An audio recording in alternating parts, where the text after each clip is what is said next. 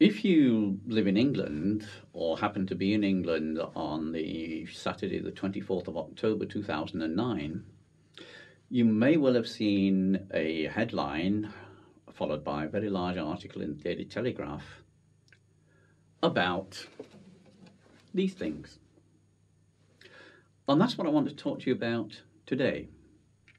Because you see, the problem that we've been told, or that many believe is the problem, is not the problem.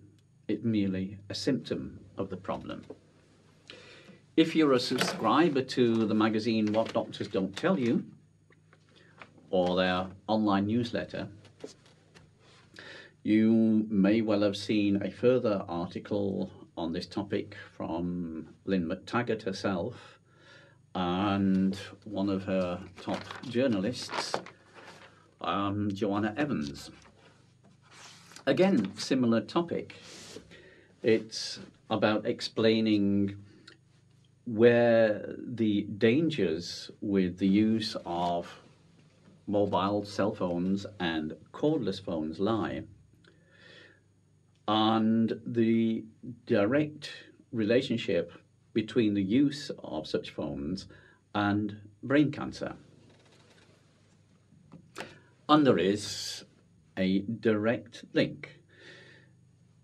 The 10-year research project, the Interphone, which has the weakness that it was very largely financed by the industry, even that shows that there is a direct relationship. When, however, we go to the independent research, for example, by Dr. Hardnell in Sweden, and Sweden is still the only country in the world which has officially recognized electro-hypersensitivity to be a health problem, and that these are a health hazard. However, they're barking up the wrong tree. You see, the problem is not the phones. It isn't. It really isn't. The problem existed long before anyone got round to inventing these things.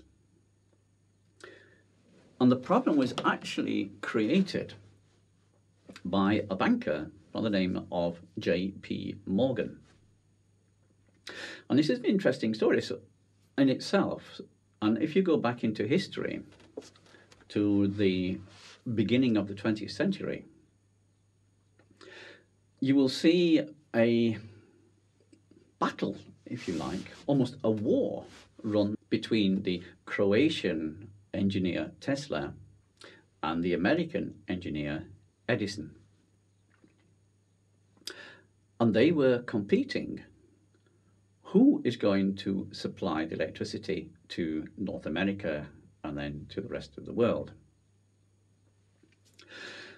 And at first, Mr. Morgan was backing Tesla to do this, and Tesla then developed the alternating current, which meant that electricity could be transmitted via power lines over much, much longer distances than by the Edison direct current. This was only a part of it. Tesla then went on to develop technologies which made it possible to transmit electric power without any power lines. Exactly how he did it is known to a few, not to me. I'm not an engineer. However, the devices were built. Tesla proved that he could transmit electricity over enormous distances, and you just needed to tune into what he was transmitting in order to pick up electric power and use it.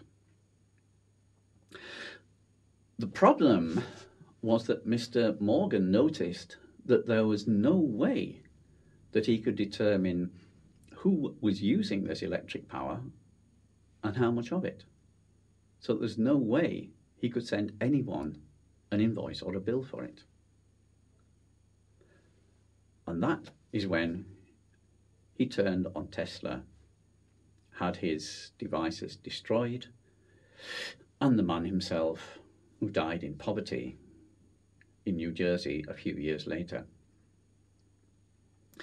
And that is why the Edison technology, which does require power lines to transmit it from generator to end user, is used worldwide to create electricity. Now, the Edison method of creating electricity is in itself very crude, very primitive, and it creates very, very chaotic electricity.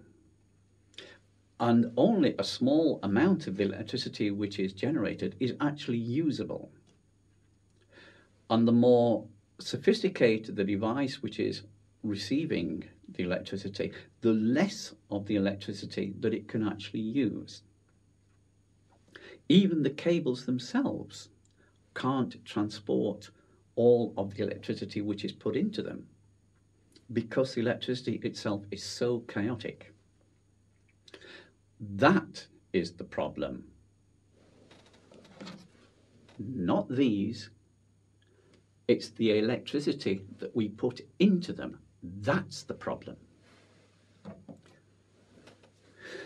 So if you want to sue someone for your brain cancer, it's no use suing a cell phone, a mobile phone company. They didn't create the problem. You've got to ask Mr. Morgan to reincarnate himself so that you can sue him. He's the man responsible. He created the problem. We had the solution in our hand. Tesla gave us the solution. And Mr. Morgan, through greed, decided to destroy it. Now, why have we suddenly noticed that this problem exists? It's not a new problem. It's been around ever since we started wiring our cities, over 100 years.